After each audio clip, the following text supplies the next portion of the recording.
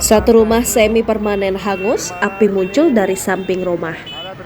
Satu rumah semi permanen di Jalan Kopral Paiman, Kelurahan Bagus Kuning, hangus usai diamuk api pada Selasa 29 November 2022 sekitar pukul 7.30 waktu Indonesia Barat. Terlihat satu mobil yang terparkir di depan teras rumah mengalami pecah kaca bagian depan akibat pecahan atap batu yang jatuh dari atas.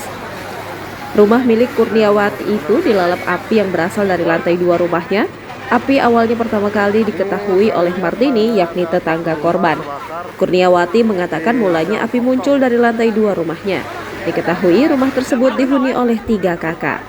Sesaat api turun ke kamar, ia sempat mendengar suara ledakan.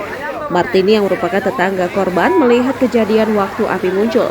Saat itu dirinya sedang menjaga warung, lalu tiba-tiba terlihat dari aliran listrik samping rumah ada percikan api yang kemudian api semakin membesar.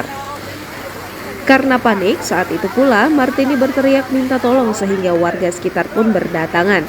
Dengan alat seadanya dan dibantu petugas pemadam kebakaran serta 10 mobil damkar, api pun berhasil dipadamkan sekitar pukul 9.45 waktu Indonesia Barat.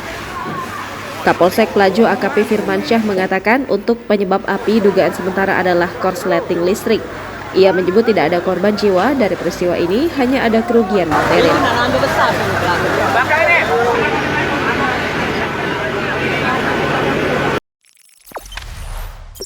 Jangan lupa subscribe, share, komen, dan like ya.